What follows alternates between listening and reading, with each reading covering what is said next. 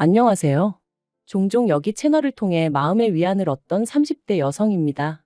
하지만 여지껏 제가 남의 이야기를 들으며 울고 웃을 줄이나 알았지. 제 이야기를 하게 될 줄은 몰랐는데. 답답한 마음을 속 시원히 털어놓고 위로를 받으려니 여기만한 곳이 없네요. 비록 제 얼굴이나 이름은 밝힐 수 없지만 그래도 아끼는 동생이 겪은 일이다 생각하고 들어주시면 감사하겠습니다. 좋은 이야기도 아니고 친정 부모님도 저만큼이나 이번 일로 마음을 많이 다치셨다 보니 더 이상 두 분 앞에서 약한 모습은 보이고 싶지 않아요. 남편하고는 대학 시절부터 알고 지내던 사이였어요. 하지만 급속도로 관계가 진전된 건 제 나이 29 겨울이었습니다. 모처럼 야근 없이 칼퇴를 하던 날이었기에 빨리 집에 가서 쉬고 싶은 마음뿐이었는데 대학 동기에게 연락이 오대요. 자기가 너무 우울해서 그렇다며 와서 위로 좀 해달라고요. 좋은 일이면 차라리 피곤하다 솔직히 말하고 집에 갔을지도 모르겠는데 풀죽은 동기의 목소리를 들으니 차마 피곤하다 소리는 못하겠고 그래서 어쩔 수 없이 동기를 만나러 갔어요. 그런데 가니까 저만 온 게 아니라 다른 동기들도 둘이나 더 와 있더라고요. 게다가 우울하단 말도 거짓말이었습니다. 월요일 저녁이라 술 먹자고 불러내면 아무도 안 나올 것 같아서 그랬다는데 어찌나 짜증이 나던지. 하지만 어쨌든 자리가 만들어졌고 개 중에는 남편도 있었는데 남편하고는 꽤나 오랜만이었거든요. 그래서 기왕 이렇게 된 거 인사나 하고 들어가자 했던 건데. 그날의 만남을 계기로 남편하고 하루가 멀다 하고 연락을 주고받는 사이가 될 줄은 몰랐죠. 그리고 그렇게 연락을 주고받은 지 1년쯤 되던 때 남편에게 제대로 한번 만나보지 않겠냐는 고백을 받았습니다. 좋은 친구라고 생각했기에 그런 고백이 달갑지만은 않았던 게 사실이에요. 헤어지게 되면 친구 하나를 잃게 되는 거나 마찬가지잖아요. 뿐만 아니라 동기들 입에 오르내리게 되는 것도 싫었고. 그래서 처음엔 거절했어요. 지금 이 정도 관계가 딱 좋은 것 같으니까 앞으로도 좋은 친구로 남아달라면서요. 하지만 이후로도 남편은 농담인 듯 진담인 듯 자기 여자친구가 되어달라며 저를 졸랐고 그렇게 반년 넘게 이어진 남편의 애정 공세에 결국 저는 마음의 문을 열었습니다. 얼마나 내가 좋으면 저럴까?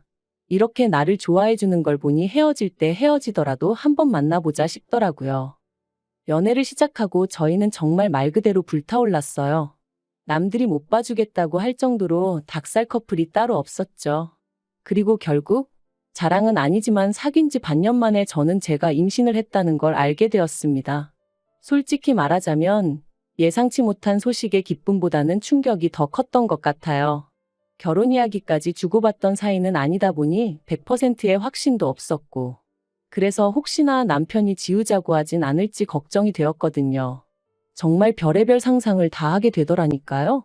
하지만 언제까지 감출 수 있는 것도 아니었기에 결국 일주일간의 고민 끝에 저는 남편에게 제 임신 사실을 알렸습니다. 그런데 남편이 보인 반응은 제 생각과는 많이 달랐어요. 바로 결혼하자 했거든요. 자기는 처음부터 저랑 결혼하고 싶었다면서 자기가 다 책임지겠다고요. 그제서야 비로소 마음이 놓이면서 어찌나 눈물이 나던지.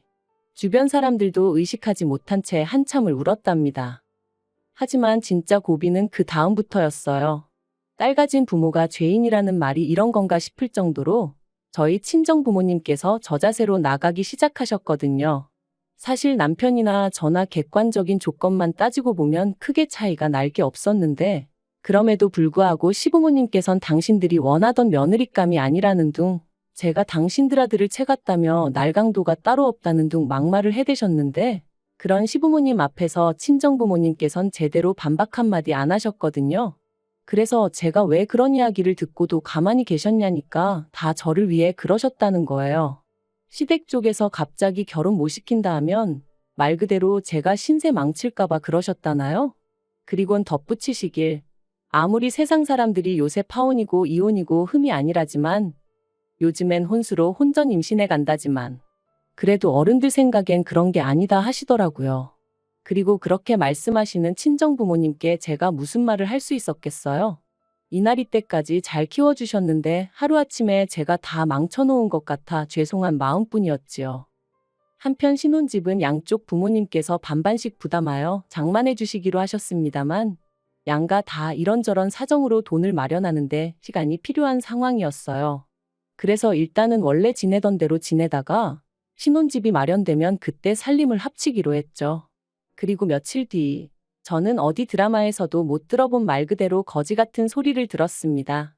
하루는 어머님께서 저한테만 연락을 해오셔서는 따로 좀 만났으면 좋겠다고 하시더라고요. 그래서 바로 그날 저녁 퇴근하고 어머님을 만났는데 어머님께서는 제가 언니 부부와 같이 지내고 있다는 얘기를 들으셨다며 언제부터 그렇게 살았는지와 같은 것들을 물어보시더라고요. 그래서 저희 친정부모님이 귀농하신 이후로 언니랑 둘이 살다가 언니가 결혼하고선 셋이 살게 되었다 말씀드렸어요. 그랬더니 저더러 언니네 부부 사이에 꾸역꾸역 얹혀 사는 이유가 뭐냐는 거예요. 꾸역꾸역이라는 표현이 듣기에 거슬렸지만 얹혀 사는 건 제가 아니라 언니네 부부라고, 언니네 부부가 사정이 있어서 나가질 못하고 있는 거라고 말씀드렸죠. 하지만 어머님이 계속해서 아무리 그래도 형부라는 사람하고 너는 피 한 방울 안 섞였는데 한 집에 있는 게 이상하단 생각은 안 드냐 하시질 않나.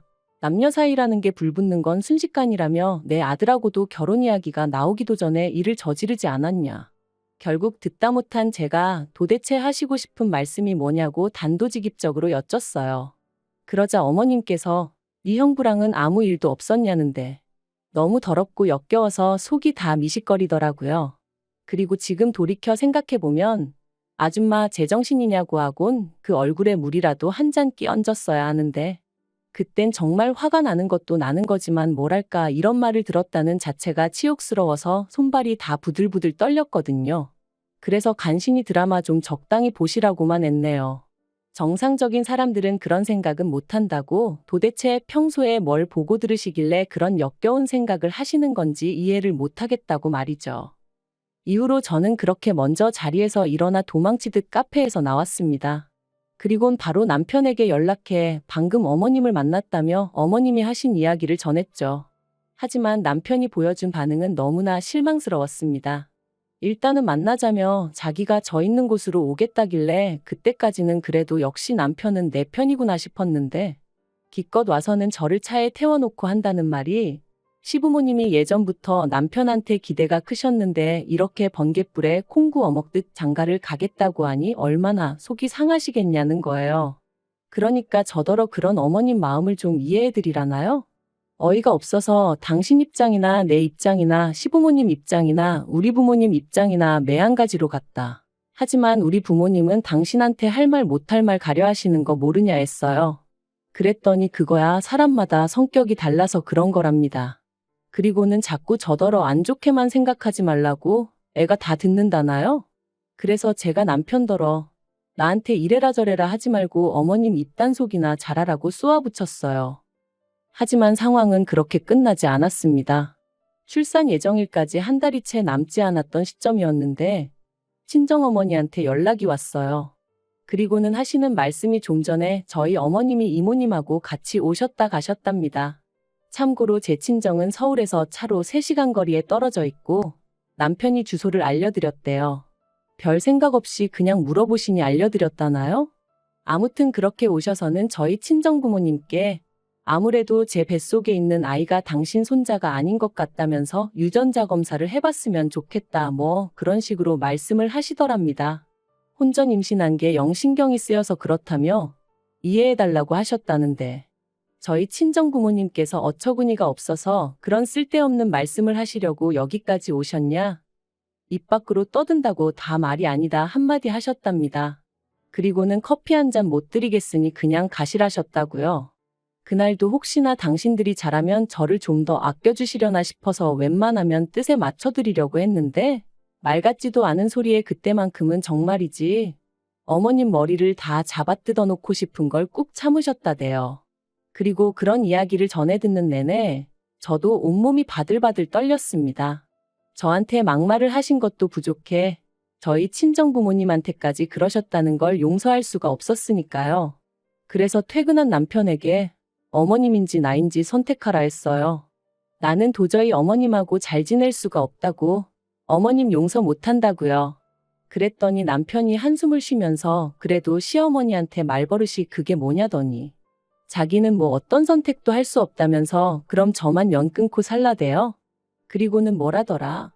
원래 여자가 잘 들어오면 부모 자식 간에 안 좋던 사이도 좋아진다던데 우리 집은 왜 시작부터 이렇게 이 난린지 모르겠네 그러는데 남편 말로는 혼잣말이라고 했지만 제가 느끼기엔 완전히 저 들으라고 하는 소리였거든요. 정말 배신감에 치가 떨리더라고요.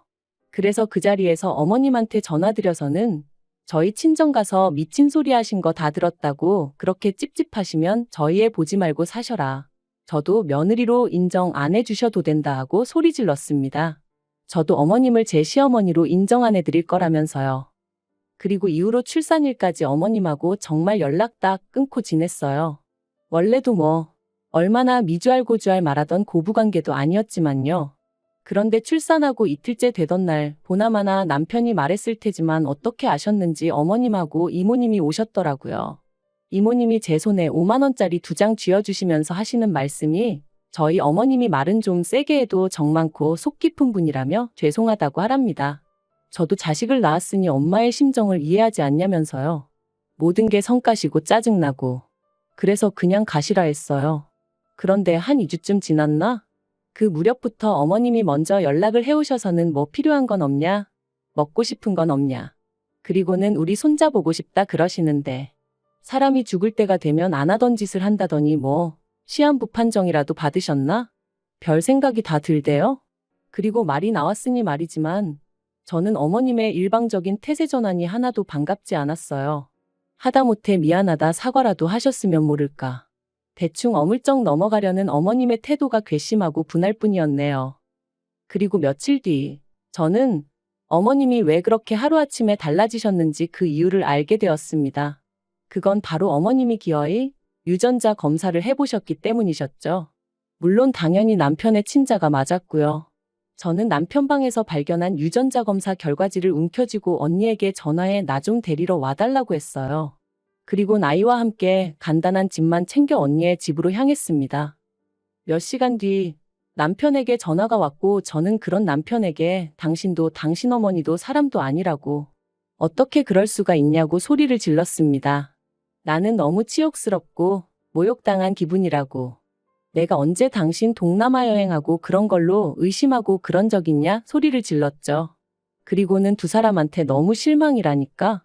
기껏 남편이 한다는 소리가 친자 결과 잘 나왔고 덕분에 어머님 마음 풀어지셨고 모든 게 다 좋은데 뭐가 문제냐는 거예요. 그리고는 저더러 오히려 지금 이를 키우는 사람은 저라면서 이러지 말고 만나서 대화로 풀자 하는데 제가 됐다고 상종도 하기 싫다고 2번 다시 연락하지 말라 했네요. 그런데 바로 이튿날 이번엔 남편이 저희 언니 집으로 찾아왔어요. 그리고는 자기랑 같이 시댁에 가자면서 자기가 어머님한테 사과받게 해주겠다대요. 그래서 아이는 언니에게 맡기고 남편을 따라 나섰습니다.